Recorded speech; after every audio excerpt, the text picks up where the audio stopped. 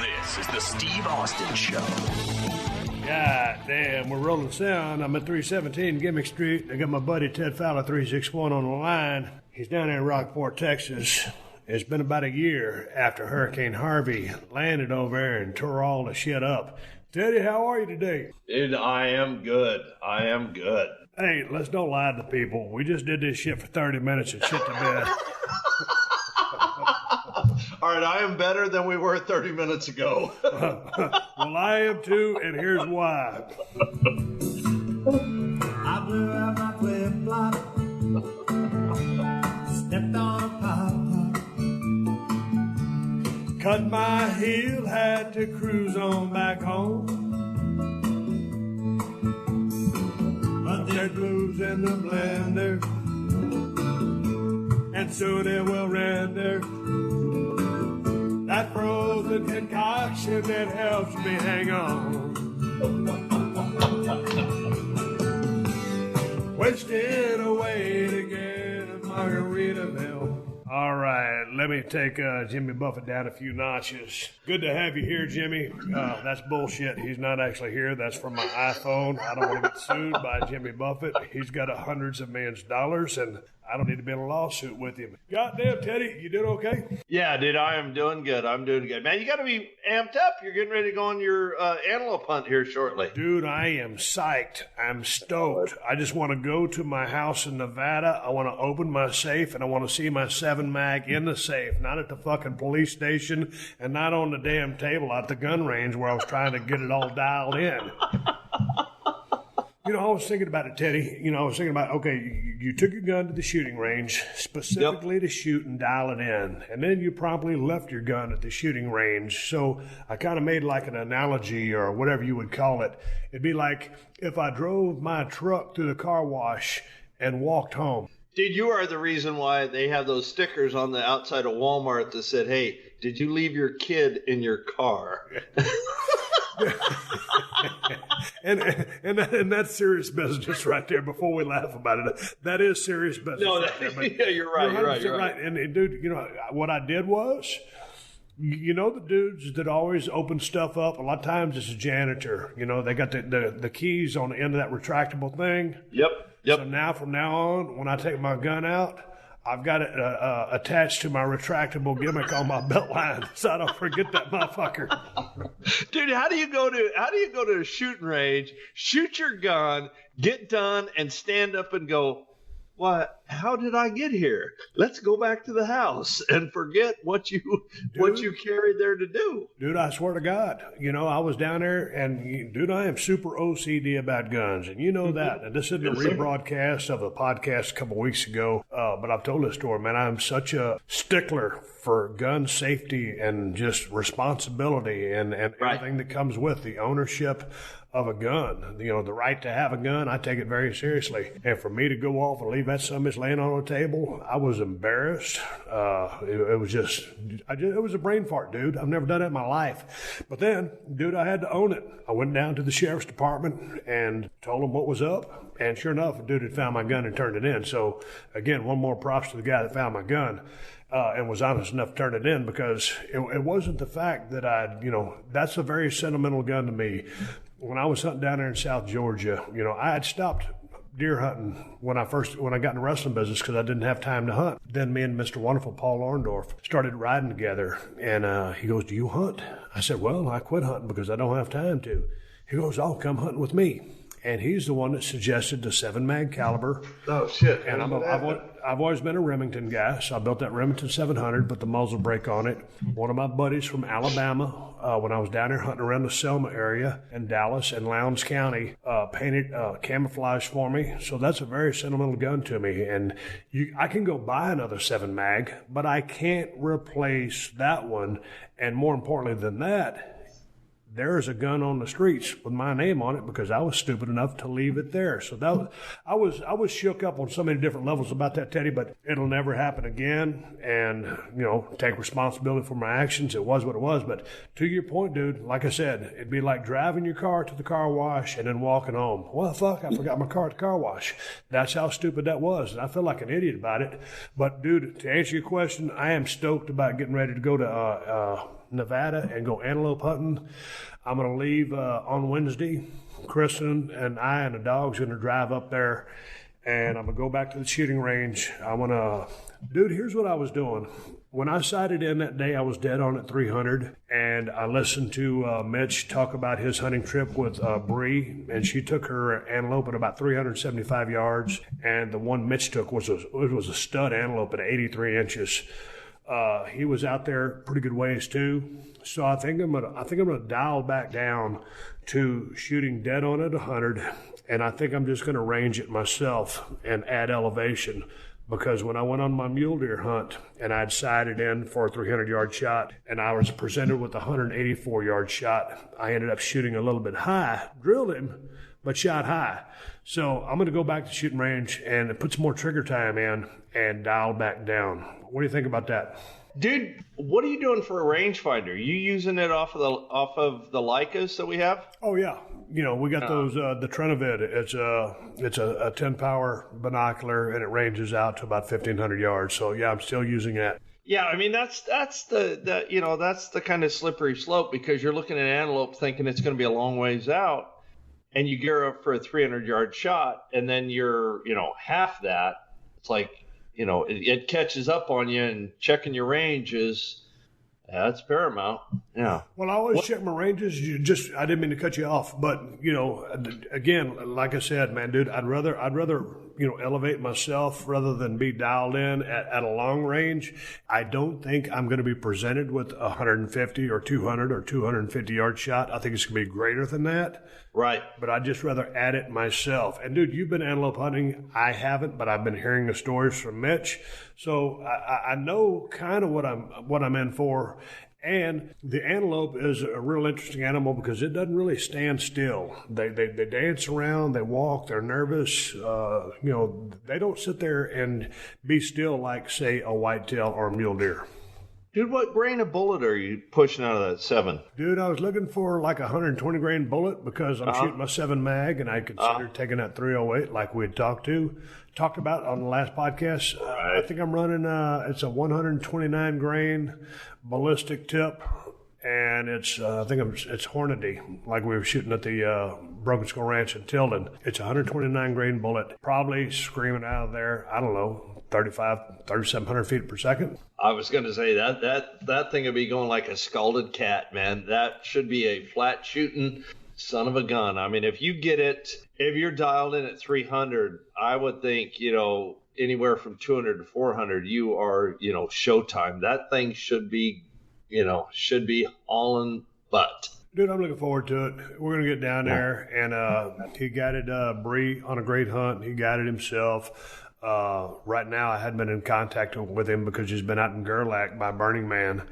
and guiding a guy down there. And we're going to be in a unit that's right there really by his house. Now, when I say by his house, we're going to be 30, 40 miles from his house, but that's how big the units are. So we're going to be staying at his house. The combinations will be Kush, be able to drink margaritas and whiskey, and go out there and hopefully we have good luck. And it'd be neat to try to take something within the first couple of days, because I got a lot of work to do at the ranch. I don't know how many days I can spend out there, but I'm fortunate to get a landowner tag, so I'm going to make the most of it. Yeah, that's a good deal, man. It should be a good hunt, man. I am jonesing to get drawn for an antelope, or a mule deer hunt out there in Nevada. It'll happen. Dude, good luck on getting drawn. I'll keep the word on the street to get a landowner tag just like I got, because when Mitch came across those last 2, he took one and I took the other.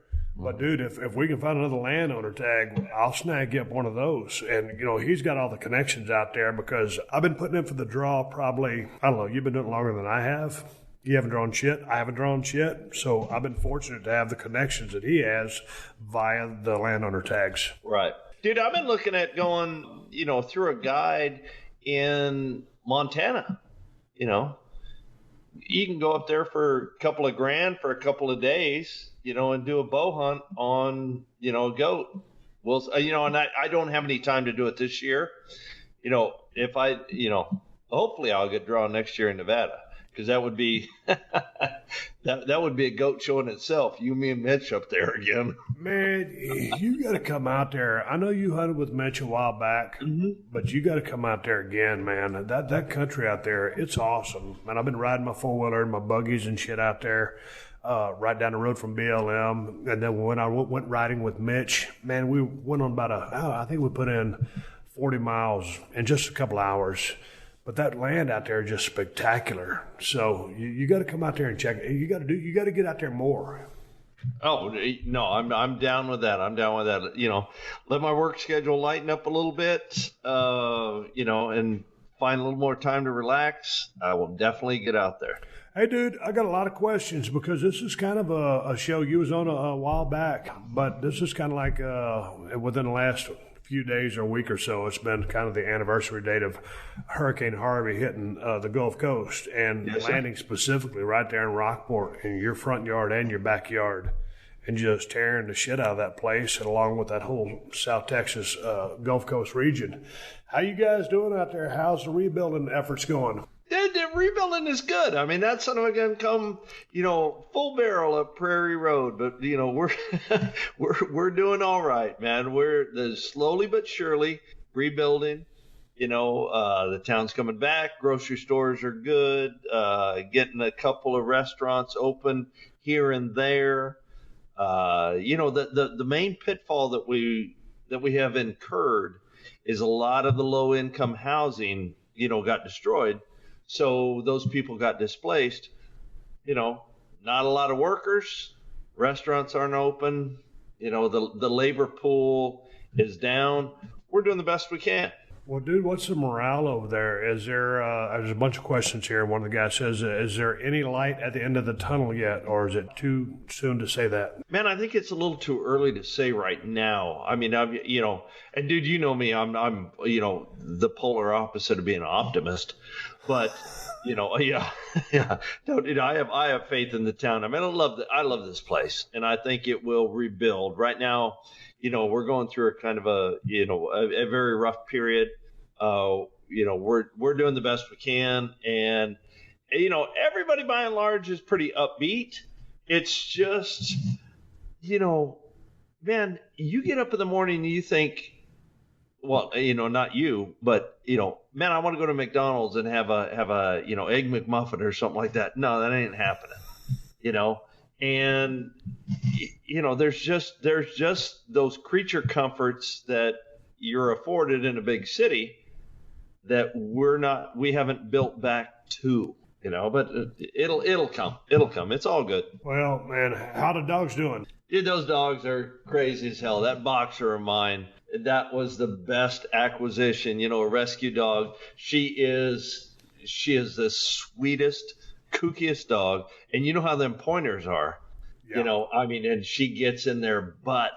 But you know, the dogs are good. The dogs are good. Check this out. Yesterday, as we're speaking right now, it's Monday. Monday Night Raw is on television. I'm going to go back and check it out on my DVR. So on Sunday, yesterday, the dogs were playing in the swimming pool. We were throwing a tennis ball for them. I went in the house. And when they get out of the swimming pool, they just start going crazy out there. You know, it's all flat work, cement, concrete, and stairs. And, you know, our backyard isn't very big, and Mula kind of starts herding Callie, you know, like it's, I don't know why she's herding her. She's not a herding dog, but they just kind of start chasing each other. And so, goddamn, Callie slammed up against a set of stairs, and she was shaking on her back end, and she was kind of, you know, looked like she was in pain. She's only a year and a half old. And so, you know, dude, I'm just trying to chill out, just get ready for the week, you know, do all my shit. And Krista says, well, I really think we ought to take her to the vet. And I'm thinking, God damn. Well, this is what I'm thinking. This is not what I said. Not what you're saying. I'm thinking, God damn, this motherfucker says, you know, she ran to the stairs. There was roughhousing out there. She hit her ass, and now she's sore. And, you know, it is what it is. And then Kristen says to me while I was thinking that, she goes, well, you know, so-and-so's dog did this, and she punctured a lung by, you know, roughhousing and blah, blah, blah, blah. She says, well, I'm going to go ahead and take her to the vet. So when your wife says that she's going to take your dog to the vet, you know. That means we. Yeah. Yeah. It does mean we. And you know, I don't want to follow a Ron White storyline, but. All right, baby, you go ahead. I'm going to sit here and talk to Teddy. Yeah, we're good. Yeah, if I'm looking at getting any kind of favors in the next few days, I probably want to participate. Dare say I drive this ride, all of us, to the goddamn vet. So there we are. There we are on Sunday, driving to the vet. And here's the thing. When you live in Marina Del Rey, just like when I lived in Malibu back in the day, when you live in Marina Del Rey / Venice, all these motherfuckers from all over Los Angeles or California, the tourists, people on vacation, it's still summer, are going down to the beach. While they're going down to the beach, I'm trying to get out of the beach so I can get to the goddamn vet's office over there in Beverly Hills, California. Dude, we've had this same vet for, I don't know, 10 years. And he is the absolute best. And there's a vet about, 3 blocks from our house where we took that cat that we captured, about a year ago and returned to the owner. Oh, yeah. Yep. So I said, why don't we just take it to that vet because they were very good and they're very close. She goes, well, I'd feel better about going to Dr. Gary. And I'm like, I'm not going to win this one, so I ain't even going to attempt to fight it. I said, all right. And so I just jumped in the car after loading up the dogs, put my seatbelt on, and we drove to the vet. And I said, you know what, I'll just wait in the car while you go with Callie. They go, and about 20 minutes later, they come back, and this is right before closing hours. It was about 5:40 p.m. by the time they came out. They closed at 6. Takes Callie over to the little rock plaza thing so she can take a piss. And she says, well, she turned out okay. Nothing's wrong with her. And I'm like, pretty much what I fucking said at the house. Now, let me clarify. I didn't say that. That's what I was thinking. I said, well, that's good. Let's load them up and let's go on home. But I was thinking, goddamn, it just took 2 hours to go to this goddamn vet, get the dog checked out, and there ain't shit wrong with it. I told you wasn't nothing wrong with some bitch when it hit the brick wall. But she wouldn't listen to me then. But anyway, that's how my Sunday went. But when something like that happens, Teddy, and you know me, dude, we're in the same boat. And you are a dog lover. Oh, absolutely. So my wife says we want to err on the side of caution. I got to go. Sure. I got to go along with the caution. Sure. No, dude. I give you that. But that is not a discussion you are going to win, and that is not a mindset you are going to change. If she wants to take that dog to the vet to get her checked out, yes, ma'am. But, dude, when she put in the call, it was like about 4:45, and I was planning on starting, drinking margaritas at 5 p.m. promptly because it was Sunday, and I figured I had, worked hard enough during the week that this warranted some Broken Skull Ranch margaritas. So the margaritas started a little bit later than I would have liked, but they did start. Teddy, I'm drinking a margarita right now. I have a margarita tip for anybody out there who's ready to listen. And here's a little 411 for you if you do not know this. Remember back in the day when we was at the Broken Skull Ranch, we was making all those margaritas before we used to go hunting? Yes, sir, I do. Yep, and that was that pre-made stuff out of the bottle margarita mix, which I don't use anymore. I make them completely by hand now, my own ingredients, and I squeeze the limes myself. Here's my tip. Ted, you know how tight I am, and you know how to squeeze a buck too, right? Yes, sir. All right. So you got one of those lime squeezer gimmicks that if you cut a lime in two, you put it in like a pair of pliers type gimmick. It's got some holes cut in one side to get the lime juice out. Dude, I know what you're talking about, but no, I'm not that bougie that I own one, but please go ahead. Oh, dude, it's like a pair of pliers meets a vice grip. It's got a cup. Right. It's a divot area so you can stick a lime in there or half a lime, and you squeeze the first half of the lime, squeeze it till you can't squeeze no more, and then take that slice out and put it on the counter. Then get the other half of the lime, squeeze the dog shit out of it, get every bit of lime juice you can out of there. Then open the damn vice grip gimmick, put the other lime that you just squeezed before on top of the lime that you just squeezed, turn it sideways and squeeze that motherfucker again. And Teddy, you'll get a cut hair more lime juice out of that lime by putting both of them in there and squeezing them together. So I know that sounds stupid as fuck, But when you're trying to maximize every bit of lime juice you have for your margaritas, that will save you a trip to the store to go get more limes. Dude, what else you put in there besides lime juice? Is it triple sec or? Dude, long story short, I went to the liquor store yesterday. And normally, even back in the day from Broken Skull Ranch in Tilden, we was drinking Patron Silver. So I'm still drinking Patron Silver. Lady sold me on a smooth-ass bottle of tequila. It was too smooth. I like a little bit of bite in my margarita. But anyway, basically, it's Patron Silver. It's a little bit of lime juice. And the amount of lime juice that it actually is would kind of amaze you because you think it'd be more lime juice than I'm actually putting in them. I won't give the formula because I'm trying to perfect it right now.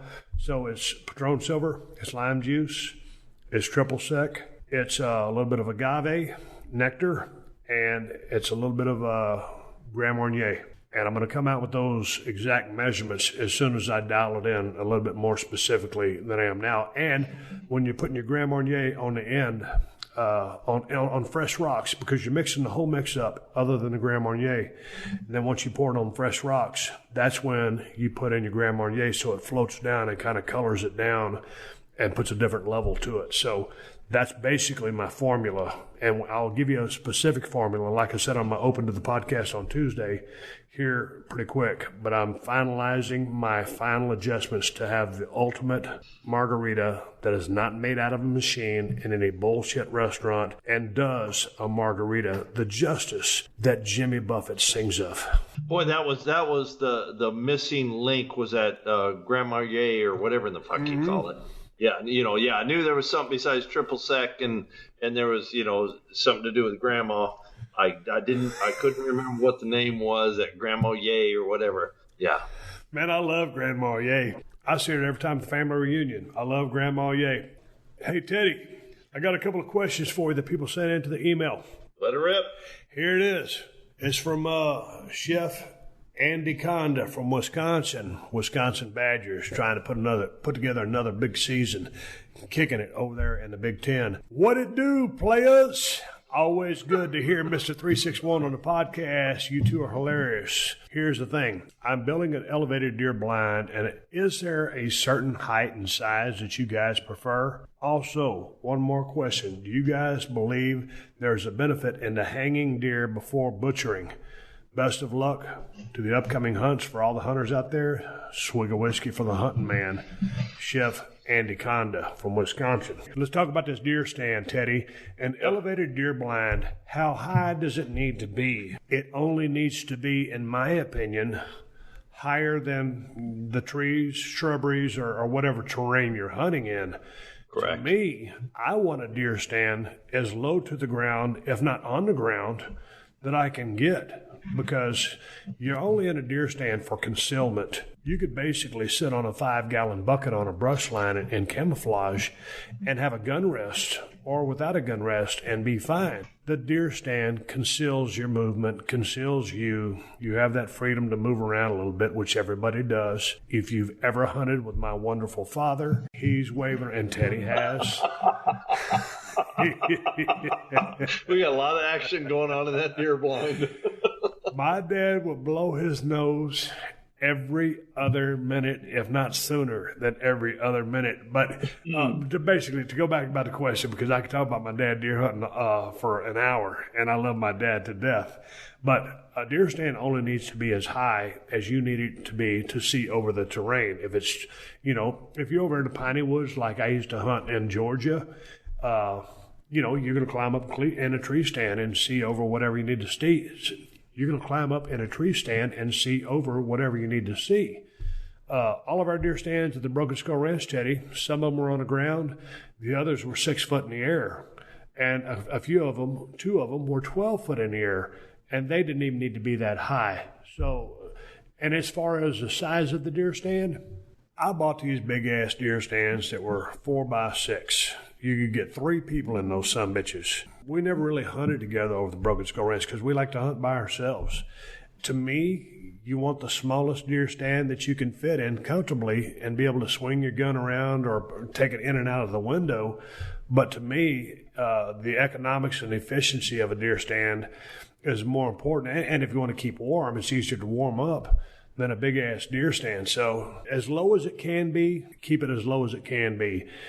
Keep it as small as it can be just for efficiency and for lack of movement within the stand. What would you add to that, Teddy? Dude, you know, a 3x3 deer stand would have been more than enough, because you're absolutely right. In the big picture, we were all going to hunt together as a big group, a big party, and that never happened. Everybody hunted by themselves. The bigger the deer stand, the more you are apt to move around, and that'll knock the deer off. A 3x3 deer stand where you're just pivoting on your seat is more than enough in reality, and you know that.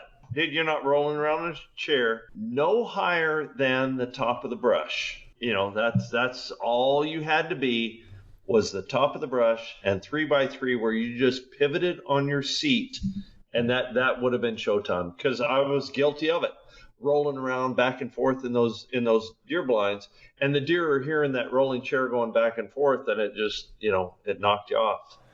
You know, in South Texas, you know, in the brush country, a lot of those stands are dialed in or labeled as executive deer hunting blinds. Well, that's a fancy word. And they're pretty luxurious. It's just some carpet on the ground. You got an office chair in there, and you're rolling around back and forth to window. All you need is just a small ass space to stick your damn gun out. You need a camp stool. And if it's cold as fuck, a little place for a Mr. Buddy heater or something like that. But dude, when I get on some of the websites, because I always look at everybody's deer stand still to this day, and you'll see these big ass party blinds or stuff like that where you can get, I don't know, 5, 8, 10 people in. And those things are an absolute waste of money, because I bought one of those. What was that one that we had down there at what was that big ass thing? We put it at Titanic. That was at Titanic. Yeah.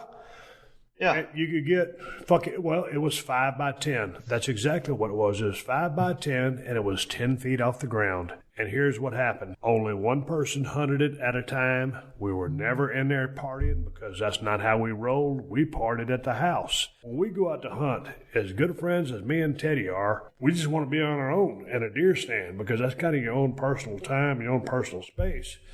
And I don't like to hunt with anybody anyway, because I don't want their movement to blow my cover. So, like hunting with my dad, who I love to death, Teddy, that was out the door. You know, even my wife. Hell, I never hunted with my wife, because I want concealment. I got my system, and everybody else has their system, and it's cool. If you're rolling in there, back in the day when Shawn Michaels and Keith Martin came down and we filmed an episode for their hunting show, 3 of us were in a stand. Well, actually, there was 4 of us, because we had a cameraman. That was one thing, but we ain't filming hunts down there. We're actually hunting.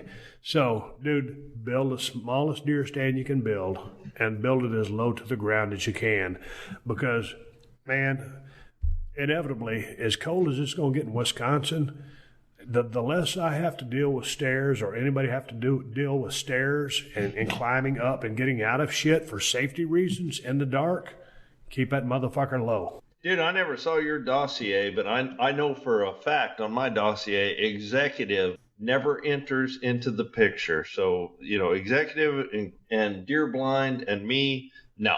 Smaller is better. Smaller is better. Damn right. Let's see what we got here. Hey, Austin and Teddy Bear Fowler. Teddy Bear. There you go. It sounds like one of my ex-girlfriends. Me and my buddy were wondering what you think of Cain Velasquez training at the WWE Performance Center. He was only there for a day or two, so do you think it was simply to sway contractual negotiations with the UFC, or do you think he has any real interest in becoming a wrestler? Also, would Cain have the attributes to be a WWE superstar? Thanks. Love the show. Always great to have Teddy back. Curtis and Kyle from Ireland. Well, first of all, Teddy's further away from this than I am, and I'm not very close to it, but I did not know Cain Velasquez was at the WWE Performance Center. Huge MMA fan. Huge Cain Velasquez fan. I have no idea what he was doing down there. I don't know if it was any kind of swaying contractual negotiations or whatever, or if he has any desires or interest to get into the business of pro wrestling. Man, as far as does Kane have attributes to be a WWE superstar? Oh, man, damn right he does. His credentials in the octagon kind of speak for themselves. He's a great athlete. His cardio is off the charts. He's kind of that quiet, understated guy. And as an MMA fan, man, I always liked Kane's fights because Kane didn't have to talk a lot of shit to me. I just knew that when Kane was going to be in the octagon, his cardio was so high, his skills were so high, he was so deadly. I mean, he's going to beat somebody's ass. So I'm a Cain Velasquez fan, but we'll see what happens out of it. I don't know if he's trying to get in the business or not. Have you heard anything about that, Teddy? No, I have not. You see Cain Velasquez in the squared circle? No, dude, I really don't, because I see him as, an MMA guy, and I mean, man, I think there's very few guys that can cross over to it. And I don't think Cain Velasquez can do it. It's my opinion. Well, we'll see what happens, but I haven't heard any word of it. Big fan. We'll see what becomes of it. Teddy, here's one for you. Jake from Liverpool, UK sends in, my favorite show was a cracker you guys did in December 2015. Jesus Christ, that's been a long time. It was... No shit. He goes on to write, it was a clusterfuck of a show, and Steve gave Teddy a grilling on his love life, especially Ted's attempts at dating sites. I was hysterics. I was in hysterics listening to Ted's tales. What a guy. Hello, and welcome to Pluto Phone. If you know the name of the movie you'd like to see, just stream it for free on Pluto TV, where all your blockbuster favorites are landing all summer long. Catch Anchorman, The Legend of Ron Burgundy. Fantastic. The Matrix Trilogy. Welcome to the real world. Mean Girls. Shut up. Titanic. I'm the king of the world. And so much more. For showtimes, press nothing. They're free 24/7. That is so fetch. On Pluto TV. Stream now. Pay never. Anyway, just wanted an update on how wild the Tedster is running these days. All right, Tedster, tell me about the love life. Here we go. I got a youngster that I'm bringing along. No, dude, So you're finally dating a woman that's younger than you. Finally dating. They've all been younger than me. This one is just... Dude, you're a fucking fossil. You're a Cro-Magnon. Dude, everybody's younger than me. I got one that's significantly younger than me. But it's all right. I mean, she can, with the right amount of training, she can hold her own. She's trying to keep up with me. Doing the best she can. Are you guys in a state of relationship? Are you seeing other people? Is this a secret? Is it kayfabe? Or what's the story?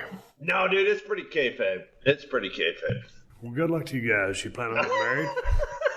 Yeah, you don't check Mervyn's or Macy's or any of that shit for a wedding registry. None of that shit is going on. No, dude, I'm getting mine. I'm doing what I need to do. Everything is good down here in South Texas. Dude, I don't know when I'm gonna come back to South Texas again, but if you need a best man, I mean, I know you got lots of friends down there. Dude, you go fishing with stuff like that, but if you need a brother to fly down and help you out, I'm here. Dude, I appreciate that, but we are a long way from the tuxedo rental. Yeah. Here's a question for you, Ted. Yes, My name sir. is Mike, and I live in central Colorado at 10,000 feet. I recently picked up a bow after 25 years, and I'm looking forward to getting out for my first hunt next season. My question for you both is, any advice for a new hunter? Necessary gear versus flashy extras. Hunt alone or in pairs. Much appreciated. Would be any advice. Keep kicking ass with the podcast. Mike over there in Fairplay, Colorado. So let's take this back. He's in central Colorado. He's at 10,000 feet. He just got his bow back after 25 years. It's been a while. Sounds like such a shot. Any advice for a new hunter? Necessary gear, flashy gear, hunt alone or in pairs. But let's talk about the first thing. Picking up a bow. Everybody always asks me if I bow hunt, and I know Teddy does. Yep. Teddy shoots a lot more than I do. He's a lot more proficient with the bow. He's better with the bow than I am. I can hit a target, and I can shoot about, a 6-inch circle at 20 to 25 yards. That's not very far. That's where I'm at. That's why I choose not to hunt with a bow. So, Teddy, other than the required target time to be deadly accurate to hit the target zone that you're shooting at, you're probably going to shoot at a double long heart, take out those vitals. Target time, practice, you got to be ready. But necessary gear or flashy extras, Ted, what does he need? Man, get a good quality bow and a good quality release. Now, I'm a big fan of expedition archery. That's the bow that I'm shooting now and the bow that I have shot. I was a Matthews guy. I switched to expedition. There's a bunch of them out there. Dude, expedition is a good bow. I shoot true fire release, just a regular release, and practice. That's the main thing. Is it's like our golf game, and we should probably touch on that a little later on. Dude, just practice and feel comfortable out to a maximum range. I mean, right now I've been shooting a bunch, and I'm comfortable out to 60 yards. I wouldn't shoot a whitetail because they're a little too weary at 60, but at targets, dude, I'm solid at 60. Don't go for all of the whistles and bells. Just, go basic and get your basic skills dialed in, work up from there. Okay, necessary gear versus flashy extras. And I know if you're bow hunting, you're shooting a limited distance, or should be. But I am OCD about distance when I'm shooting anything with my rifle or whatever. I want to know the distance. And obviously with my bow, I know the distance I'm shooting because I've got a target out there that's 20 to 25 yards away. And I range everything. So, but my practice, I know what I'm doing. So, would you throw in, Teddy, even though it's closer range, once you start getting across that 30-yard line and then in between there and 60, I'd like to know dead on what I'm shooting. So would you recommend just a very cost-efficient rangefinder? Let me back up. With that being said, while I'm shooting arrows out to 55 and 60, I would not shoot at an animal at that distance. I would not shoot at an animal in excess of 30 yards. I can shoot target, 55, 60, but I would not ethically shoot at an animal in excess of 30 or 35 yards.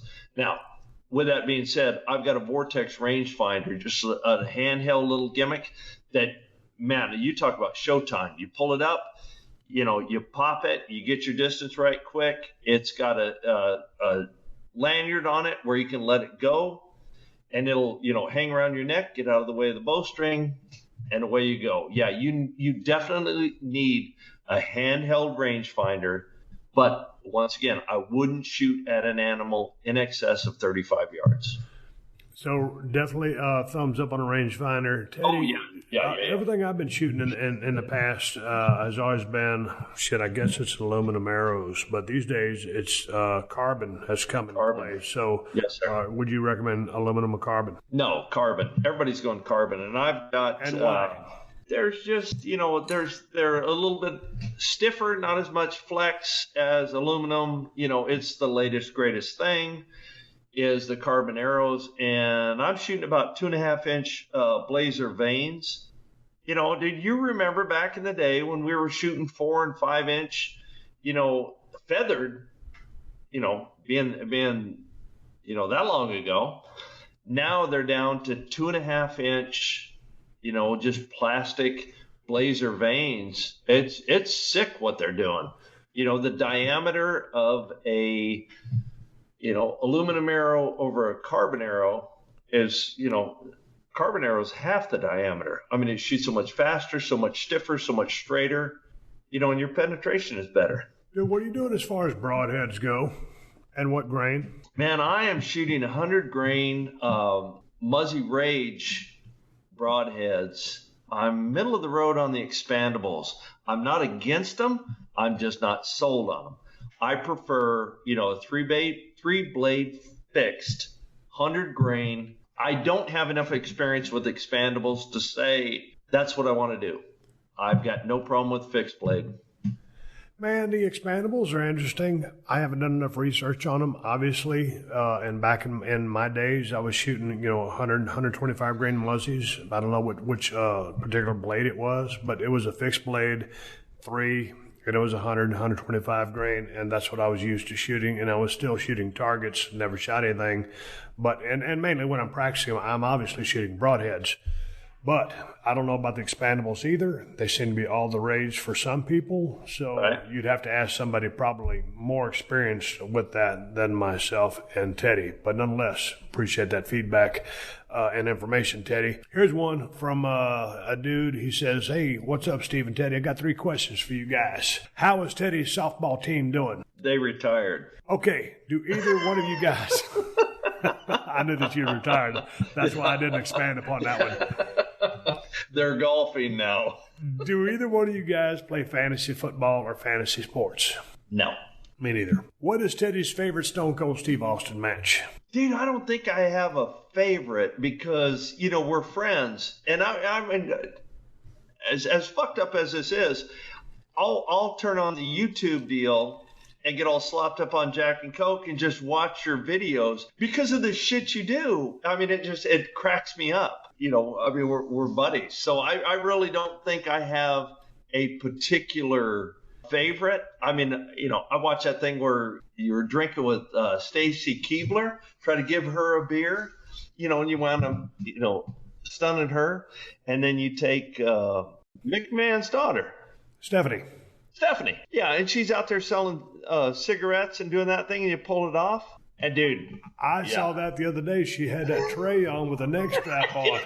And when I yanked it from her, top came off. Dude, solid rack. Dude, I was just on YouTube. I was talking on the Tuesday podcast, and I'm always on YouTube checking out old music videos, wrestling matches, the most random shit you could think of. But I saw that thing the other day with myself and Stephanie, and I always love working with her because we had such good chemistry, and she's awesome and a total class act. So, but yeah, I remember that thing you're talking about. But yeah, that was from John Dean from the mean streets of St. Mary's, West Virginia. Appreciate the question, man. And here's one from Brandon Jones. He says, "Steve and Ted, did you ever play college football? If so, how does the style back then compare to the up-tempo style of today? Do you think teams need to slow things down?" Teddy, you never played college football. And the ball is in your court. No, I was a baseball player. Yeah, but do you watch college football? No, sir.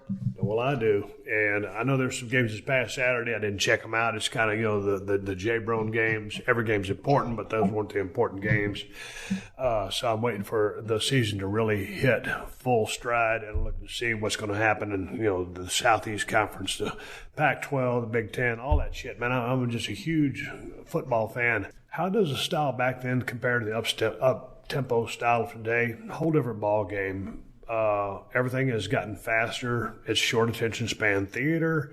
It's gotten so fast these days that sometimes you just want to take a breath of fresh air and say, man, slow the fuck down. But the athletes are so awesome. The programs are so awesome. It's operating at such a high level. The athletes are so talented. You're watching the best of the best in the nation. So it is what it is, and I've adapted to watching the new style.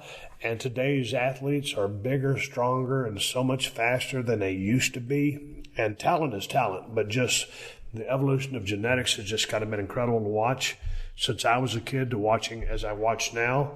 Do I think the teams need to slow things down? No, man, that's not for me to say. I'm enjoying all facets of the game because not everybody is running that hurry-up style, but it is a big part of it, tempo. And trying to catch teams. I hate when they try to, run a play when defensive players are running off the field and all that little bullshit. But no, football is what it is. It's definitely changed since I was in the game, and it almost feels like the Cro-Mags and the Neanderthals and to the game they're playing today.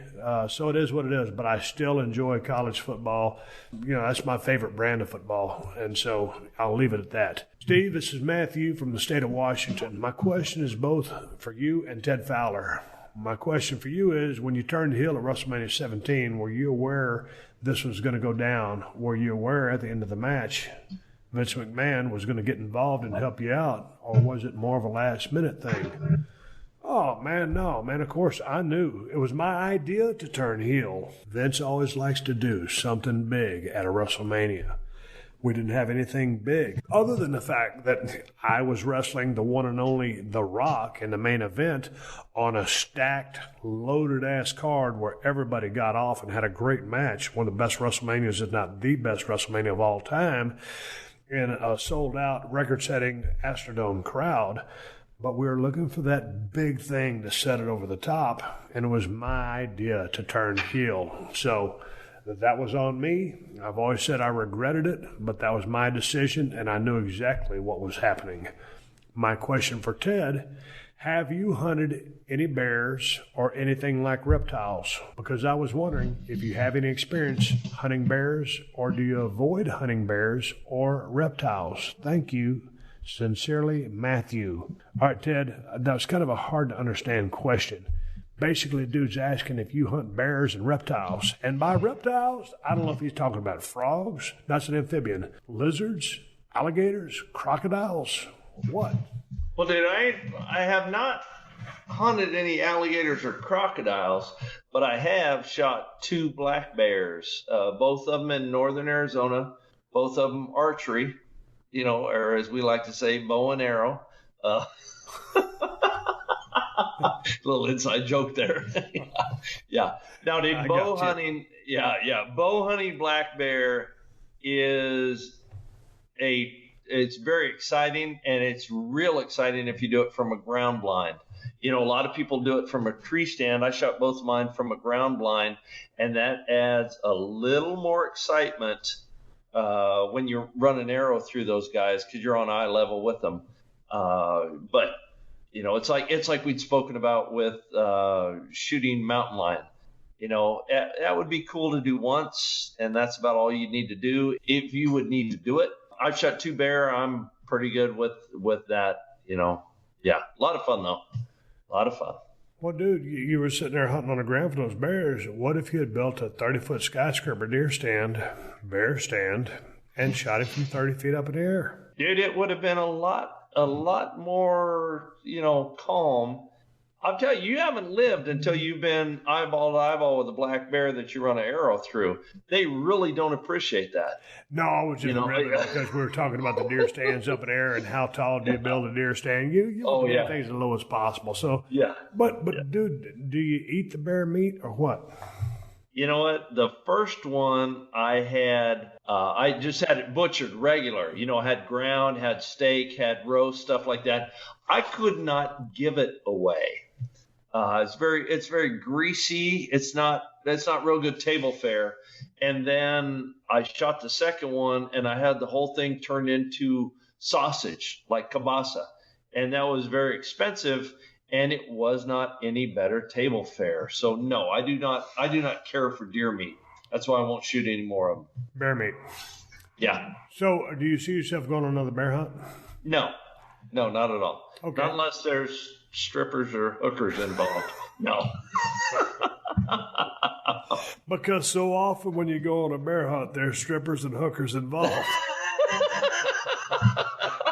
Dude, every state has their own regulations. Yeah. I can speak for Texas, and that's a no-no. But dude, I didn't know they had any bears in the Las Vegas Strip.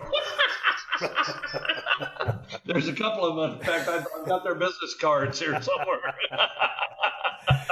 All right, Steve, which martial artists would you guys pick as your favorite, based on favorite movies and or fighting skills? It is given us 3 choices: Jean-Claude Van Damme, Steven Seagal, or Bruce Lee. Swig a Broken Skull IPA, Rob from Austria. Dude, all the way in Austria is listening to this damn show. So give me your favorite martial arts guy. Bruce Lee. Oh, Bruce Lee by a landfall. Yeah. Second? Go ahead. No, who's your second? Oh, well, first of all, you got to go Bruce Lee, and his fighting skills, or whatever I know as skills from being a total mark. Dude, he was a badass. He always looked like $1,000,000, but the dude was big as a minute. But that wasn't what made Bruce Lee over the top, in my opinion. It was when he would hit somebody and he'd do the sound effects after. And they'd have that ISO camera right on his face as he quivered and made those sounds. Dude, that's how smart Bruce Lee was. I mean, like I said, I'm not an authority on martial arts. I'm just watching from a television standpoint way back in the day. But dude could do it. He knew his shit. He was super smart, super charismatic, good-looking dude, great body. But to me, it was the after effects of when he delivered a blow, or he was delivering that blow and rubbing that foot in someone, and the sound effects that came out of him from that point on. So Bruce Lee, number one. And then it's almost a toss-up between Van Damme and Seagal because, man, Seagal was always about those busy slapping hands type thing. Just don't show a wide shot of him running because he doesn't run aesthetically great for camera. And when you go back to Van Damme, and the movie that really kicked him off was Bloodsport, you know, a couple of shades of a little bit of Bruce Lee in there, but Bloodsport had a hard time getting released way back in the day, and they held it in a can for a couple of years and finally released it. And it made Van Damme, you know, one of the biggest stars at the time that there was. And Steven Seagal was basically a teacher, and I can't remember the agent that was his main client, but that guy basically took Seagal under his wing.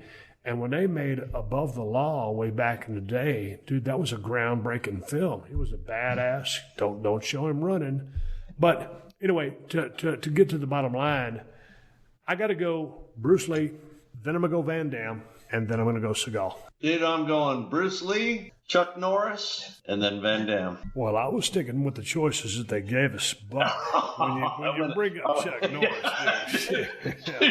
You know me, I'm a wild card, man. I go off the reservation. Yeah. Dude, when he filmed Lone Wolf McQuade and they buried him in that Dodge Ram Charger, and he pops the top on a Coors Light, fires up that supercharged engine, just blasts out that motherfucking hole. Dude, we just had a deer blind with Chuck Norris. Oh, man. Those are our answers right there. Dude, Austria, listen to the show. Appreciate it, dude. All right, let's take a quick pause for the calls and give big ups to True Car. If you're looking to buy a car, you're probably familiar with terms like MSRP. You might even know what it stands for. But what does it actually mean? The same goes for invoice, list price, and dealer price. It's enough to confuse anybody. All you're really looking for is a price that actually means something. Introducing True Price from True Car. Now you can know exactly what you'll pay for the car you want, including fees and accessories before you even get to the dealership. True Car dealers will show you the true price on cars like the one you want, all from the comfort of home. And how do you know if your true price is a great price? Because True Car shows you what other people paid for the same car you want. And your certified dealers know this, so they set their true price competitively so they can win your business. So when you're ready to buy a new or used car, visit True Car to enjoy a more confident car buying experience. Some features not available in all states. You're also going to need some car insurance for that car. Go to geico.com, and in 15 minutes, you could be saving 15% or more on car insurance. That's right. Save hundreds of dollars on car insurance at geico.com. Extra money in your pocket? It may just be the most rewarding thing you do today. Oh, hell yeah. Football is back, and no one covers football like your friends here on PodcastOne Sportsnet. We got you covered on a daily basis with the Dan Patrick Show and the Rich Eisen Show. You got that competitive spirit in you? Get the latest tips and news with RJ Bell's Dream Preview and Ross Tucker's Fantasy Feast podcast. We also have legendary coach Jim Harbaugh on Attack Each Day, the Harbaugh's podcast, and Revenge of the Jocks with Super Bowl champion Martellus Bennett. Check out all these shows and more each week on PodcastOneSports.com or wherever you listen to podcasts. All right, before we get the rest of my conversation with Ted Fowler 361, let's ponder something for a moment. Why can a car park itself these days? but we have to drive across town to take a test drive if we want to try out a new car. And why can we get approved for a mortgage in lightning speed, but buying a new car takes an entire day? Well, our friends at Hyundai have wondered about these things and are making it all possible now with the all-new Shopper Assurance that includes transparent pricing for convenience. Because knowing the price is always better than guessing. Flexible test drive that comes to you. Custom fit to a preferred time and location for added convenience. Making it easy on you. Streamlined purchase for efficiency, where you can fill out all your paperwork online. And a 3-day worry-free exchange. Car buying made easier. It's possible with Hyundai Shopper Assurance. Visit HyundaiUSA.com/Shopper Assurance for all the information. This is the Steve Austin Show. Steve and Teddy, have you ever thought about hunting outside the United States? We use falcons to hunt. Do you think it's a good idea to use falcons? Thank you, Steve. Mohammed. Man, Mohammed, you didn't tell me where you're from, so I don't know what you're using falcons to hunt. So it's hard for me to answer that question. And obviously, man, I'm just a gun hunter, and I've never used a falcon to hunt. But one of my favorite videos to watch on YouTube, just like I was saying on the Tuesday podcast, I'm watching pro wrestling, I'm watching musical acts, I'm watching hunting videos. But there's a video on YouTube, and I'll reference this in the close to the show again. But if you get on YouTube and you type in hunting wolves with the golden eagle in Mongolia, and then it kind of says Kazakhstan, KY. But if you just put in hunting wolves with the golden eagle in Mongolia, this video will come up. And there's some rhythmic, like shaman chanting in the background. It's pretty wicked music. It's a real cool video. It's about 7 minutes and 33 seconds long. Teddy, these dudes are out there in Mongolia, and they got these golden eagles, and they got these big pads on their arms, and they're riding horseback. And these eagles are highly trained, and I don't know how they train them. But, dude, there'll be a wolf out there on the plain, whether it's in the snow or out there in a dry, mountainous, rocky area, and they'll turn that eagle loose, and those things will swoop down and grab those fucking wolves. It's the damnedest thing you've ever seen. If you watch the video, I wouldn't say it's graphic, but these damn eagles are kicking the shit out of these wolves. And there's a couple of double teams on these sumbitches when these wolves get the upper hand, and they'll send out another damn eagle. And then them eagles, dude, you and I have never seen an eagle close up, Teddy. Right. Nor have I. It's one thing, dude, when they swoop down, they make that attack, but I guess their claws are so damn strong. I don't know if they're strangling the wolf or whatever they're doing. I think they'll peck it a few times as well, but dude, you talk about wreaking havoc. Anyway, to answer your question, Muhammad, I've never hunted with a falcon. I've only hunted with a gun. But if you check out that video, and I don't know if you're from Kazakhstan or where you're from or what region, but obviously you speak with a little bit of knowledge and information about the subject. But man, check out that video. It's really badass. Teddy, you got to check out that video. When you watch that shit, these dudes are hardcore, man. They're riding these horses. And they're out there and they're hunting these damn wolves. You talk about a hard way of life, and they're not out there just hunting these wolves. I don't know if it's predator control. I'm assuming it's predator control, or if it's just, I don't know if they're going to eat the damn wolf, or if it's for sport, or whatever it is. But dude, it's pretty graphic. It's a hard life, and it's pretty badass. Dude, how big are those golden eagles? Holy cow. Dude, they're about, I don't know, I think they probably got a wingspan of 4 to 6 feet. Really? Yeah, dude, when they swoop down on them damn wolves, man, they hit them. I mean, they're coming down on them, and they roll them. And then there's a close-up of one of them's talons, or just those claws, as they're squeezing that damn wolf. It's unbelievable. I've never seen nothing like it. We were down in Nevada not too long ago, and a lot of times when those calves, there's a lot of cattle country out there in Nevada because of all the alfalfa. The water coming down off those mountains, that's big cow country and horse country. If you get in other parts of Nevada where it's just rocky, you don't have that. But there's so many cows out there. When those cows have their calves, they'll be the afterbirth that they, come out. Right. And those eagles will come down there and eat all that afterbirth. So you kind of get, I haven't seen one yet, but it's kind of legendary over there for you to see them. Man, those are big badass birds is all I can gather. So check that out. But no, dude, to answer your questions, I ain't never had no use for hunting with a falcon, but obviously these dudes do. Check out that video, though. I've been watching this thing for a couple of years. Ever since I was doing low-budget movies in Canada, I've been watching this video, probably going back 10 years. So check out Hunting Wolves with the Golden Eagle in Mongolia. Here's one. Steve, have you or Ted ever had an accident at the BSR 1.0 that requires medical attention? Love the podcast and really glad you brought back the Unleashed format as well. Keep up the good work. P.S. You're the inspiration of balance between working out and enjoying life. Boy, I tell you what. That's coming from Tom England over there in Westbrook, Maine. Tom, I appreciate the damn email, and I don't know about the inspiration for the balance between working out and enjoying life, but right now, I can definitely tell you I'm enjoying life. Yeah, I was going to say, I'm not chuckling because of any injury. It's the balance between, working out and enjoying life. I'm about to put my liver in a sling. Yeah, I got one of them on layaway through Amazon, yeah. I was taking a shit the other day and shit out my liver, so I decided to call 911 for the hell of it.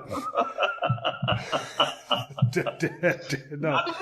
We were real fortunate out there at the ranch where nobody really got hurt. Nobody, we didn't have any real serious injuries. Dude, here's the thing. We used to mow around a couple of the tanks, as we call them. Many other people would call them ponds, water holes, or whatever. We had, 5 or 6 tanks out there.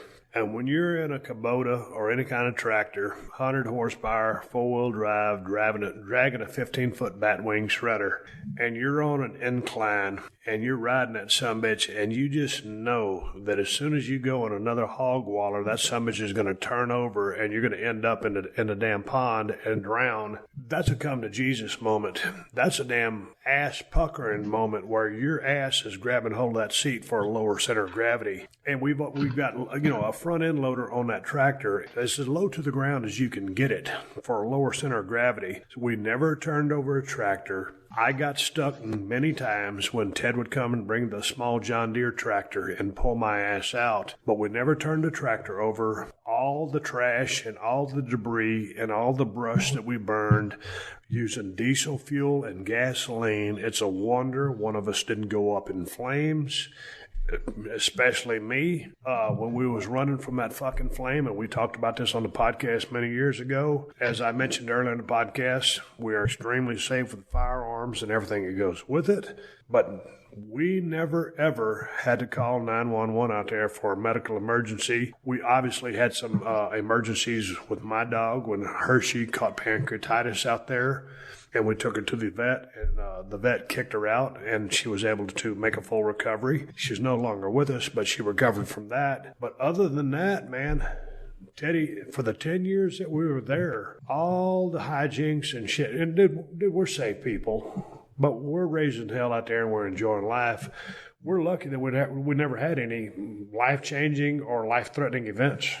No, we got real fortunate, in that regard. And I can remember more than one occasion where I was literally standing up in the cab of the Kubota trying to offset, the angle of, going on the side of that berm thinking, man, this sumbitch is going to tip over. And I mean, we're beyond leaning. I'm standing up in the cab of that Kubota thinking, boy, This is gonna be the drizzling shits if we roll this thing over. Yeah. Dude, no, why were you standing up? It seemed like that would raise your center of gravity. No, you know how you do that when you start leaning against. Oh, you have your downhill foot planted and you're leaning the other direction. Yeah, and I'm standing up off of the seat, thinking, mother. Dude. I mean, literally, I am up off of the seat. Going against the angle, thinking, God damn, I got to get off of this hill. Yeah, did that more than once. Dude, there was a couple of times when you mowed the south side of the duck pond. That was the come to Jesus tank. Oh, dude, that'll make you pucker. That will make you pucker. Dude, there was a couple of times when Kristen would call me and I'd be mowing that south side bank. And, dude, I was already sweating bullets. And she would call me, and I'm like, listen, or I'd call her. Man, if I don't show up, I'm in the fucking pond. Yeah. That's how steep that motherfucker was. But, that, with the Batwing shredder kind of giving some grounding as well and hooked to the ass in that tractor and the front end bucket low to the ground, you figure everything's going to be okay. But, dude, and here's the thing. I'm in gear 1, in low, with enough revs, RPMs to keep my shredder going. But, dude, I'm creeping along, and, dude, I like to mow fast. But when you're on that motherfucker, it is precarious. So, no, we never had no instances, thank God. And that was one of the things that the biggest factor in selling the ranch was the distance. 1,500 miles there, 1,500 miles back. All the work that when you got there you had to do. But just also, man, we had an issue with Hershey, and, she had her pancreatitis incident out there, and we had to take her into the vet, and that was 50 miles away. And then when Shona had her vestibular disorder thing happen, 50 miles away, dude, when shit starts going south and you're in the middle of nowhere, it just kind of, you're like, man, hello, McFly. Yeah, it makes it tough. Maybe I ought to get the fuck out of here. If it was just me left to my own devices, yeah, I'm cool in the gang. Yeah. But when you start adding everything up with the travel and everything that it was just time to go. But, dude, we got lucky, especially when you and I, our dumb asses out there burning that fucking trash. Dude, I was going to say, the fact that you and I did not burn ourselves up is a small fucking miracle. Because if anything was going to happen, it was going to be with our dumb asses out there burning shit. Yeah. Well, here's another thing. I don't know if you remember this. Well, I know you do. You and I were coming back from Tulsa, Oklahoma. We were doing the WWE Stone Cold podcast, and I said, hey, man, they're going to send a jet for me. I said, you want to come with me? And she said, sure. So, man, we get in this big black and red shit. Like a couple of fucking hillbillies carrying a 6-pack of beer. I got on a pair of camouflage shorts, tennis shoes, and a Carhartt jacket. Teddy's sitting beside me. We're in the Mac Daddy of private jets. Flying from South Texas to Tulsa, Oklahoma to do a podcast. Another time I took it was over to Colorado. And, dude, you and me rolled up over there, and we did the podcast. I think I was talking to Big Show or Triple H that night. I can't remember. And then we got back in a limo, and we left that night, and we were back on that county road, which was 15 miles to the ranch. All of a sudden, I saw something piled up in the middle of the road. I said, oh, God damn, that's a fucking chain. There's so many oil trucks going up and down that road that one of them had lost their chain. And if you're in South Texas or anywhere in the world, if you're out in the woods and you can find a damn good chain that someone has lost on the side of the road, dude, that's fair game. A chain is a chain. I mean, that'd pull you out of a lot of mud. Mm-hmm. So we picked that thing up. I said, God damn, this is a treasure. We threw it in the back of the truck and we went on back to the house. But Ted, speaking of accidents, do you remember when I got the Kubota stuck over there by Lake Tombstone like a fucking idiot? So I called you up on the phone. I said, dude, can you bring the John Deere over here and pull me out of the damn mud? Sure, I'll be right there. 20 minutes later, here comes Teddy, grabbed up a chain off the floor of the barn, comes over to pull my ass out. And this was the chain that had the bolt in it because we had about a 10-foot section of chain and then a bolt connecting about a 5-foot section of chain. So it was about 15 foot, but the chain wasn't continuous because there was a bolt that was stuck in the middle with a nut and a washer. And that's what we was pulling. Dude, how much did that Kubota tractor, 100 horsepower, with slime or whatever the fuck was in those tires, plus a Batwing shredder, which probably weighed, I don't know, 3,000, 4,000 pounds, 2 tons. And we're using that damn John Deere 4-wheel drive tractor to pull that motherfucker out of the mud. And I always figured, dude, one of our chains is going to snap. It's either going to hit Teddy as he's pulling me out in the back of the head or hit me in the damn face because something's going to shatter. Do you remember me using that chain? Dude, I do. You remember Kristen was in the Bronco on the other side of me, and there was a chain from the John Deere to the Bronco. We had a 3-way tug going on. I was in the middle. Yeah, because your daughter was down there that same time. Dude, we had so much hijinks going on there. But Dude, yeah, you talk about a catalyst for an injury right there, but it never happened. We got you out of there.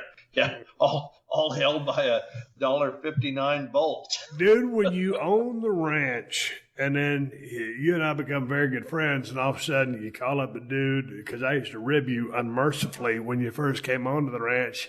We turned out to be good friends, but all of a sudden, I would call Ted and I say, dude, I'm stuck. Could you come get me?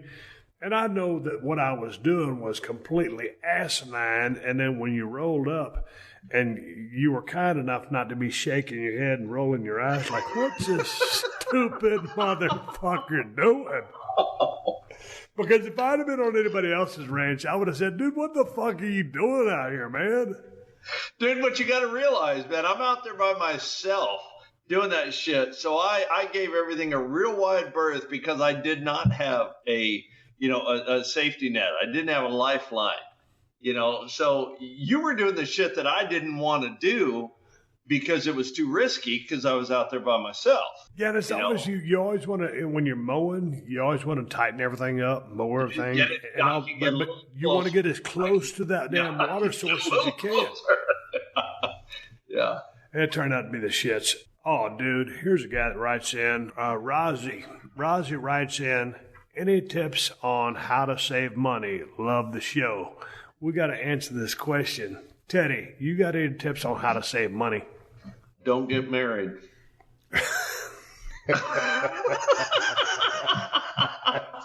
Next question.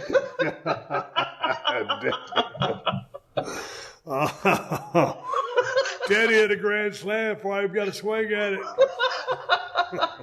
You threw me a beach ball, man. I let it rip. Yeah. Any questions on how to save money? Yeah, don't have a wife and don't have kids. Okay, expound upon that, or any other ways other than not getting married.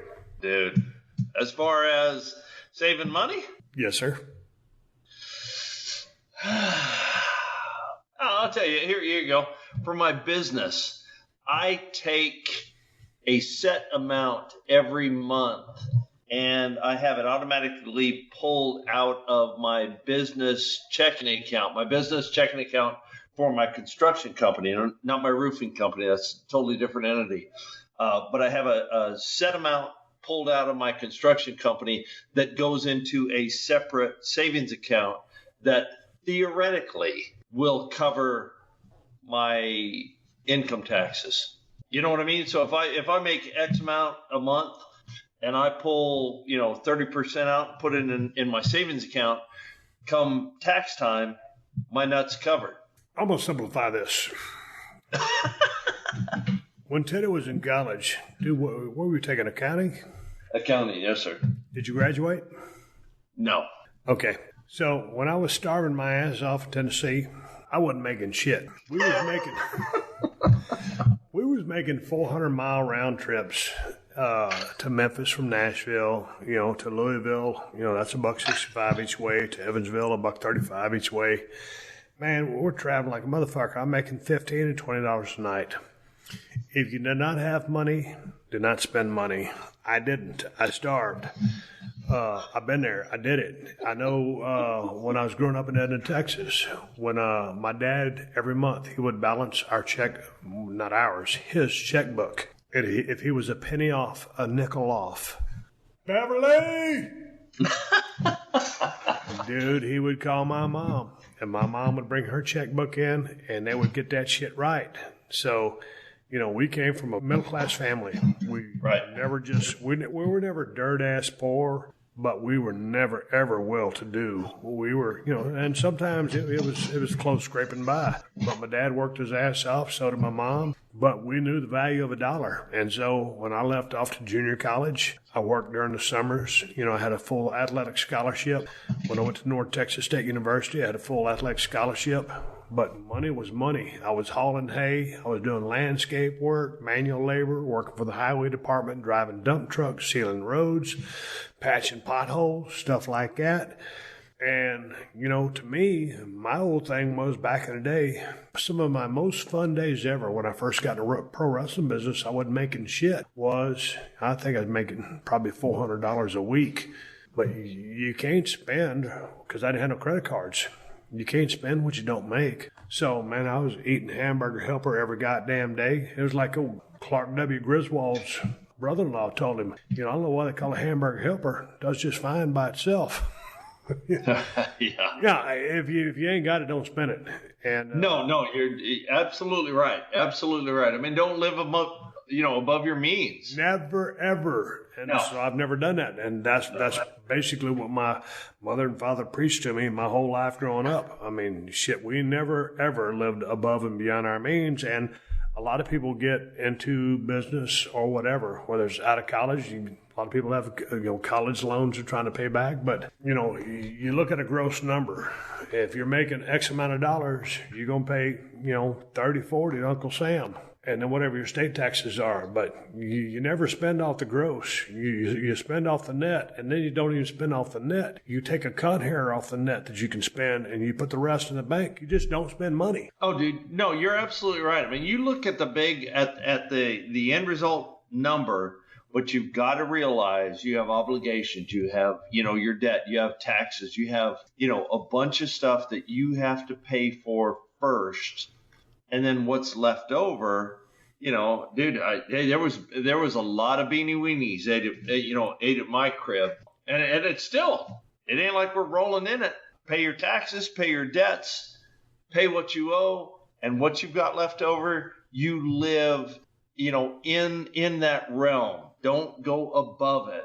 Don't go above it. Okay, Teddy, we got two more questions. You ready? Yes, sir. Okay, the question is, it's a short question. Ric Flair or Hulk Hogan? 1, 2, 3. Ric Flair. Man, I was a huge Ric Flair fan. Shit, I watched him tonight on YouTube. That cat was solid.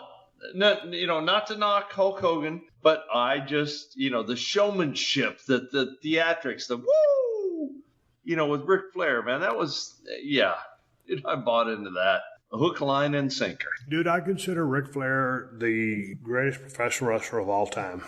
From a work standpoint, he was the greatest ever. But when you look at mainstream, when you want to compare the two, first of all, like I said, Ric Flair is my favorite professional wrestler of all time.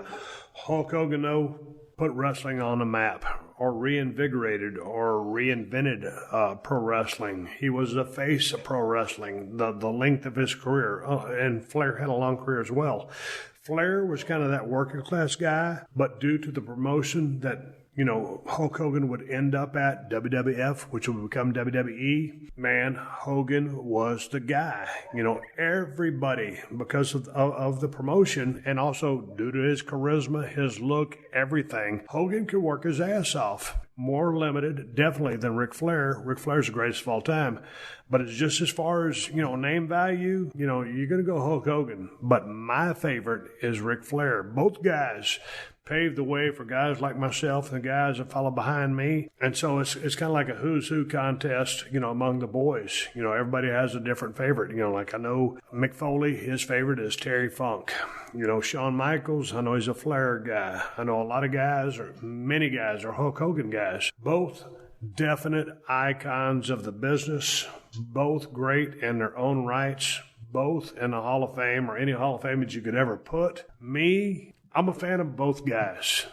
There's always been some controversy of like, hey, do I have heat with Hulk Hogan? No, I don't have any heat with him. I don't have anything but the utmost respect for what that guy accomplished in the business. He's an absolute legend. But when you're talking about when the bell rings, and when the bell rings again at the end of the match, I'm going to go Ric Flair. As far as global icons, Hulk Hogan, due to the promotion that he was involved in with WWF, with the marketing of Vince McMahon and that game plan and his charisma and his look, the size, everything he presented.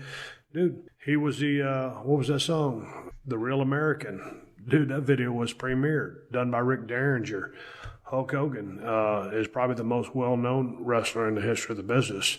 I'm a Flair guy, but I give a shout out to both guys for blazing the path for guys like me to follow. Appreciate the question, Mark Klein. Teddy, this is our last question of the evening. This is from a guy named Matt. I'm just curious to what kind of music Teddy listens to. Have you guys ever checked out Cody Jinks? Go for it, Teddy. Dude, I have no idea who Cody Jinks is. God damn, you ain't got to get on about it. Oh, dude, I don't even have access to my computer. I can't even tell. No, dude, I'm a Theory of the Dead Man. Shine Down, Five Finger Death Punch. That's my deal. That's who I listen to. Dude, when'd you get into Five Finger? Dude, I've dug that shit. I'm not terribly heavy, where they're like, Satan is your friend, Satan is your friend. Not as deep as that, but I like Five Finger, I like Shine Down, I like Theory of a Dead Man. Well, you answered that question.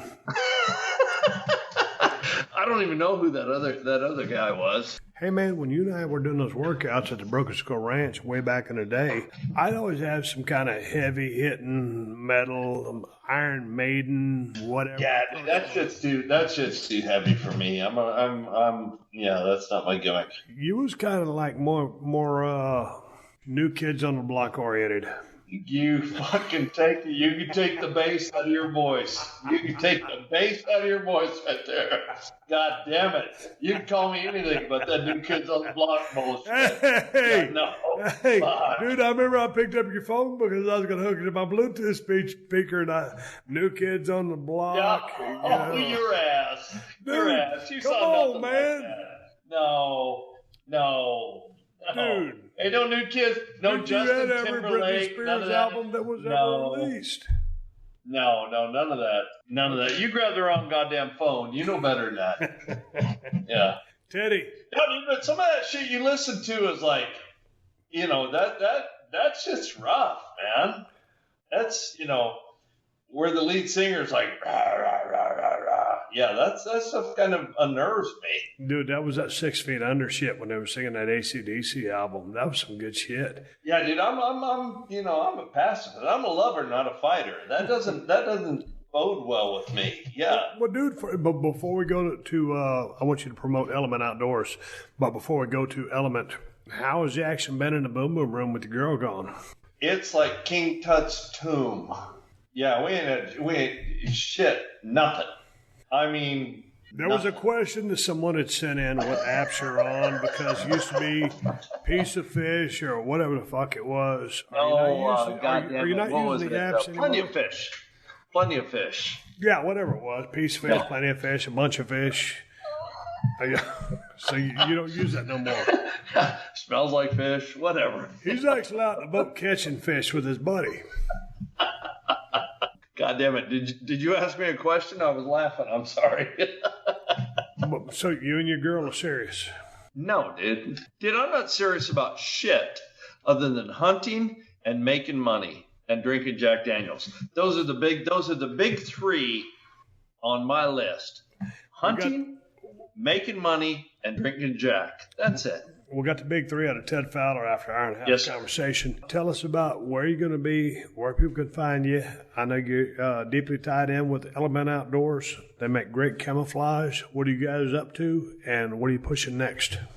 Dude, we're going to be shaking some stuff loose here in the next couple of weeks. I'm going to Iowa, of all places. Not this Friday, but next Friday. Going to meet with the marketing people, see, where we're going with that. Yeah, looking forward to the release of our, Generation 2 line, which should be good. Dude, just trying to hunt, make money, and stay out of trouble. You know me. Dude, what are you going to do for whitetail season this year? Man, I got approached by a guy that basically needs some does taken off of his property, and it's a bow hunting only operation. So that fits right into my category. And another cat up by Uvalde is, he opened the door. He was like, dude, if you want to come up there and bow hunt, I got that going on for me. I was looking at going to Illinois, of all places, to go whitetail hunting. Looking at a 4 or 5 day trip, package trip to an outfitter, just to sit in a stand, just to get out, see what's going on. Where's the location of that place? Dude, somewhere in southeast Illinois. I talked to the guy a couple of times. He shot up a flare, and it's, we're still, November, so I got a little ways, to work that thing out. But southeast Illinois. Man, I was reading an article. This is probably 5-6 years ago, but it was called Suburban Bucks. And, Illinois, I always put the S in there to piss people off. Illinois, man, they got a bunch of cornfields and farming out there, and those deer are well fed. It was an article called Suburban Bucks, and it was an article about the deer that live within the city limits in these neighborhoods where there's probably, 1 acre, 2, 3, 4, 5 acre, home sites. Mm-hmm. And these bucks are living in these areas because they know they can't be fucked with. They won't be shot. Now, obviously, they're being, pursued by people on the kayfabe. And just like the King of Carson there in Carson City, Nevada, the big-ass mule deer hanging around in a neighborhood, there's a lot of those bucks over there, right there within the city limits of big cities in Illinois. They're just hanging out in the suburbs because they know they're safe there. But, dude, Illinois has as you know, has great deer hunting. So if you get a chance to get out there, it'd be awesome.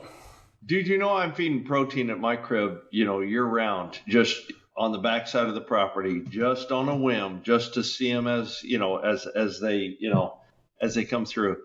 Hand to God, the other night I had 3 10s. They're ratchet heads. They're not, 135s-ish, but 10s, still in velvet. I mean, barely outside of their ears. And for Rockport, I'm sitting there looking at these guys going, really? I mean, not that I would fletch a deer on my own property, because they're kind of half-ass pets. But I'm looking at these guys going, man, we've really made some gains in the last couple of years, over what I was seeing. Yeah, but dude, they're just fun to see. That's the whole thing about it. Dude, sit down on the back porch, hit a few golf balls, sit down, drink a beer, and, the deer come out and they hit that feeder, and, the does are with the fawns because it's that time of year, and, the bucks are in velvet. Yeah, it's cool to see. I mean, I wouldn't shoot them, but by the same token, everybody's goal is to shoot a deer on your own property. And looking at those guys going, yeah, but I won't. Man, we were out there, Chris and I were at the driving range, not too far from our house in Nevada, and there were mule deer about 300 yards downrange at the driving range. And I was like, man, putting my ball on the tee, had my Callaway driver, and I was like, man, I'm going to hit one of those motherfuckers. I damn near proceeded to hit the guy that was, about 30 yards away from me on the same plane at the driving range, and I damn near hit his ass because I shanked it so damn bad. I didn't hit any of the deer, but it was so cool to see all those deer out there, and I'm aiming for them, but I'm either hooking the fuck out of them or I'm slicing the shit out of them. I'm calling 4, but yeah, I'm looking at those guys. I'm not trying to hit them per se. Right. I was like, okay, let me get them out there by those big-ass mule deer. There's a good deers out there, too. At least spook them a little bit. Hey, man, you'll be glad to know I have a golf lesson tomorrow morning at 8:30 at the country club. Come on. Swear to God. What are you going to learn? The basics of golf. No, dude, you know what? I am showtime with my irons, because I got the tee box here at the house, and I'm hitting 50 to 100 balls every other night. I mean, honest, get out there and hit, and I'm good from my 6-iron in. I'm real happy. Dude, I pick up my driver, and you would think I've never played the game before. I swear to God. I mean, yeah, it's unnerving, some of the stuff I do. And it's like, dude, uncle. Yeah, so I got signed up for a lesson at the country club. It's complete horse shit because I ain't buying this because I know you're trying to rope me into a situation. Nope. Here you go, dude. Do you remember the guy that had the ranch down the road from us, had the white rocks leading in and the sleeveless? Okay, it's his brother-in-law. He's the pro at the Rockport Country Club. I know, but my point is, the time when I bought that automated dartboard at the Broken Skull Ranch. Okay, dude, I could beat you at golf, but I'm not hitting my driver very well. Okay, truth be told, I could stand to straighten up my driver a little bit. I asked Ted if he had a dart game. He goes, well, I played a few times. And then some bitch started strumming me like a 6-string guitar. I was fucking so mad. Ted, my goddamn guest at the ranch, who was beating the dog shit out of me in a game of darts. I was like, man, this motherfucker hustled the shit out of me. So I know that all you're trying to do is talk about the shitty golf game that you got, and all of a sudden I fly down there, we're going to play golf, you're going to beat the fuck out of me, then I'm going to fly down with goddamn back to Los Angeles, madder than a fucking hornet because I got worked. Dude, I may have sandbagged you just a little bit, but as a child of God, we didn't put any money on the games. Boy, I tell you what, I'm a sore loser to begin with, but if you want to put money on the game, forget about it. Yeah, dude, you were not happy. You're like, fuck it, man, walk inside. Teddy, where can people find you on social media so we can get out of this? Dude, Ted Fowler 361 on Twitter and Instagram. Thanks for being on the show. Good talking with you. All right, dude. Catch you down the road. Recently on The Producer's Guide. Why are they letting you make these movies? Check out Todd Garner's interviews with Rob Riggle, Semper Fi's Marine Corps motto, Semper Gumby, should be the producer, always flexible. Marlon Wayans. My dad's not funny. He's really annoying. My mom curses him out, and that's where we found out comedy. And Eli Roth. I liked 16 Candles and Ferris Bueller, but I was waiting for the nudity. I hated those movies. I thought it was the death of cinema. The Producer's Guide with Todd Garner. Every Thursday on PodcastOne and Apple Podcasts. Remember to rate and review. All right, everybody, give me the go-home cue. It's time to wrap up this podcast and ride off in the sunset. Before I do that, I want to thank my buddy Ted Fowler 361 for coming on the show. Always good to sit there and chat with him and catch up with what's going on down there in Ted Fowler's life and the South Texas region. If you want to check out Ted's camouflage stuff that he's involved in, check out elementoutdoors.com. They make some real good patterns, good stuff. ProWrestlingTees.com/Steve Austin has all my Broken Skull Ranch shirts. We have been meaning to come out with some Nevada designs and have not done so yet. I'm going to get on that ASAP. And El Segundo Brewing Company just brewed up a brand new batch of the best IPA in the United States of America, Broken Skull IPA. Handcrafted, concocted, formulated by yours truly and Rob Croxall to my specific taste buds. This is an awesome IPA, and I will leave it at that. You must try it if you have not. Check it out. You can find it at Whole Foods and Total Wines if you live in Southern California. If you ain't in Cali, you're shit out of luck. Go by the brewery, try to scrape up a bottle, a growler, anything. But this is an IPA which must be tried. It's that damn good. Other day, I was at a hotel. I was taking a shower. I got all wet. I grabbed the soap. It was in one of those wrappers, one of those plastic wrappers, and my fingers were already wet. I was sitting there trying to squeeze the soap out of that plastic wrapper. I kept squeezing. The soap was wet. The container was wet. That damn little tough-ass bag was wet. I used my teeth to try to pry open the bag. Nothing doing. I was like, holy shit, how weak can you be not to be able to open this wrapper of soap in this hotel room you're staying at? So I got out of the shower, buck-ass naked, walked over to my damn Broken Skull pocket knife, opened it up, cut open the bag of the soap, and then walked back in the shower and finished my shower with some soap. That's the kind of horseshit reasons you always should have a pocket knife with you. And yes, that's a true damn story. I couldn't open up the wrapper because my fingers were wet. It was embarrassing, but since I had my Broken Skull knife, I got clean. You can find my Broken Skull knife and my Working Man knife from Cold Steel on Amazon. Amazon's got the best price on both knives. Just go to Amazon.com/shop/Steve Austin, and that's the bottom line. I want to say one more thank you to all the fine sponsors of the Steve Austin Show, especially DDP Yoga, BetOnline.ag, TrueCar, Geico, and Hyundai USA. That's how I'm able to do this podcast for you twice a week for free. Please support them because they support us. If you need more info on my sponsors, check out the show description to this episode for details. Folks, I'm on Twitter and Instagram at Steve Austin BSR. Follow me on Instagram. I'll be posting a lot of pictures from my hunt up there in Nevada as I'm chasing antelope. Folks, until next time, my name is Steve Austin, and I will catch your ass down the road. This has been a Podcast One production. Download new episodes of The Steve Austin Show every Tuesday at PodcastOne.com. That's PodcastOne.com.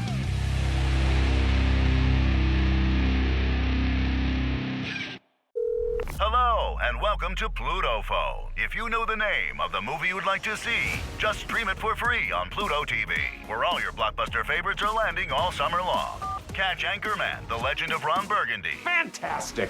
The Matrix Trilogy. Welcome to the real world. Mean Girls. Shut up. Titanic. I'm the king of the world. And so much more. For showtimes, press nothing. They're free 24/7. That is so fetch. On Pluto TV. Stream now. Pay never. What if the stories of gods, angels, and ancient technology weren't myths, but memories of alien contact? On Ancient Aliens, we investigate the evidence, from mysterious ruins to strange celestial alignments, asking bold questions about humanity's origins.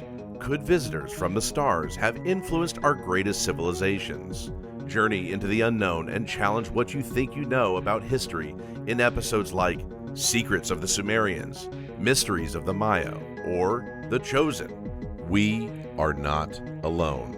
Download Ancient Aliens every Thursday, wherever you get your podcasts. The moment a body is found, the clock starts ticking. 48 hours before the trail goes cold. From A&E and Crime House, this is the official podcast from the famous true crime series, The First 48. I'm Carter Roy. Every Thursday, I revisit a landmark homicide investigation in depth with long-form storytelling built for your ears. Listen to and follow The First 48 on Apple Podcasts, Spotify, Amazon Music, or wherever you listen to podcasts.